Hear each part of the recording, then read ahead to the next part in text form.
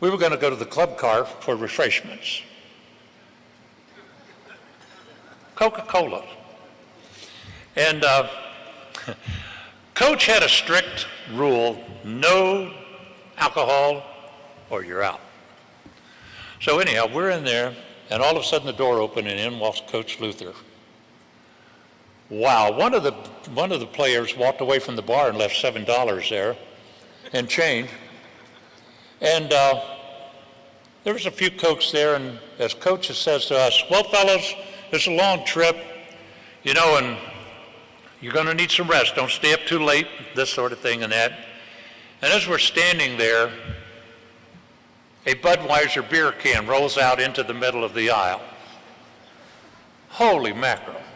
Now see, Coach is usually a calm guy until you see that certain stare, and then you see that Elvis Presley pucker on that one side of the lip, and that little vein that pops out on his neck, and there. Then you know he's a little upset.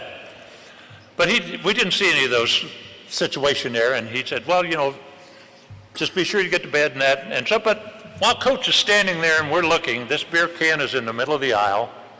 And when the train rolls to the right, it rolls to the right real slow.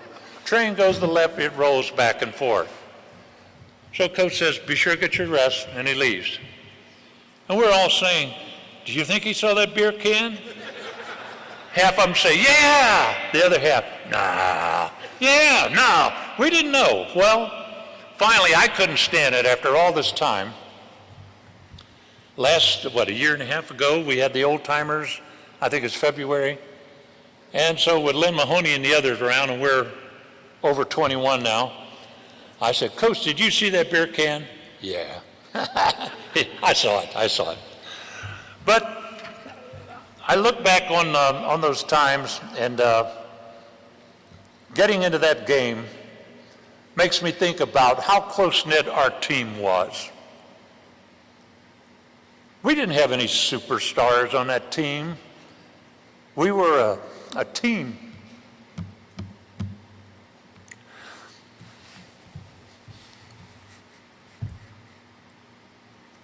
That played together. God love them. And we got in that game. At the end of that first timeout, we were ahead 24-8. And here I got Lynn Mahoney, who used to beat me to death in practice every day, and he had already graduated, and I look out, and there he is in his street clothes from Chicago. Come on, you guys! We're going to beat him! We're going to kill him! I hate it! You know, anyhow, that love, that team, that desire, that working together, the hustle of John Nampsu when we played the last game ever played at Western in the Little Red Barn.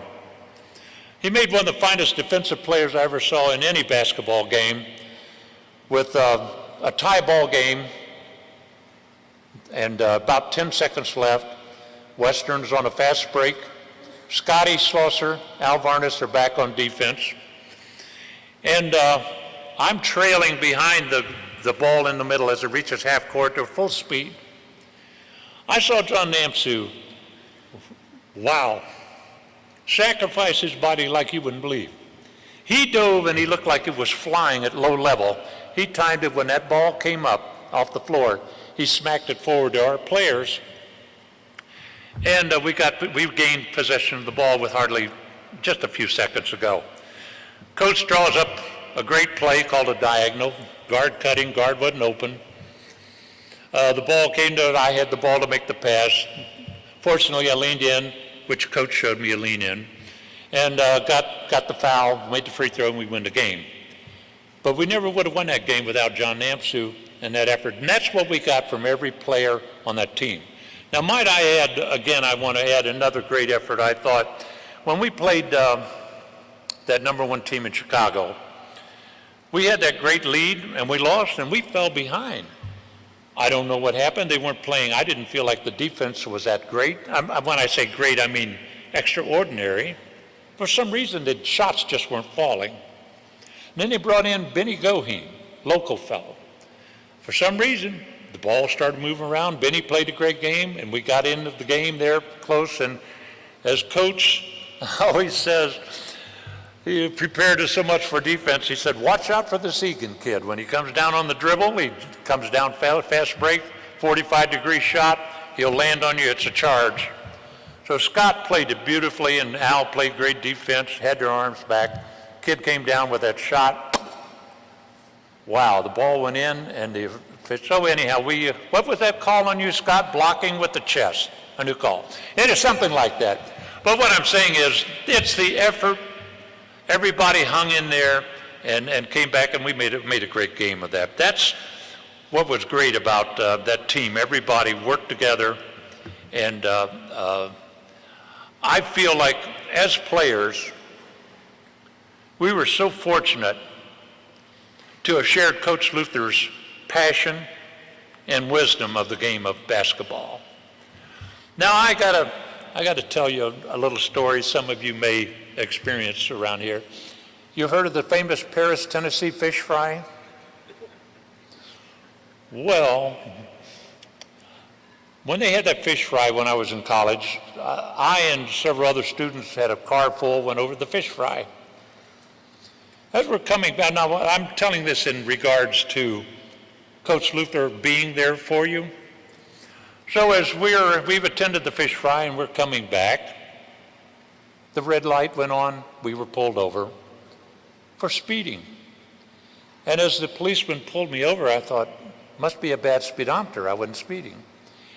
And I noticed there were about 15 to 20 cars from Murray State lined up for speeding. So we were taken down to the jail. Unusual jail. You could see the little bars and the floor and the guys in.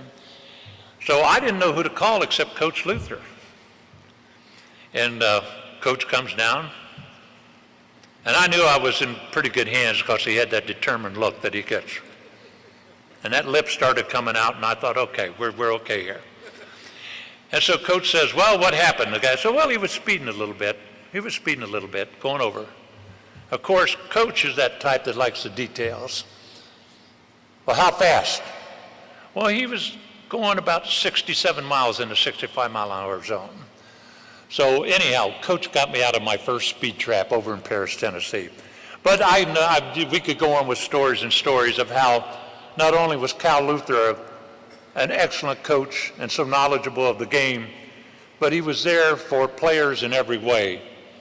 I really appreciate the fact that he gave me the opportunity to come back and coach freshman ball and get the opportunity to receive an advanced degree, which he's done for other players and many others.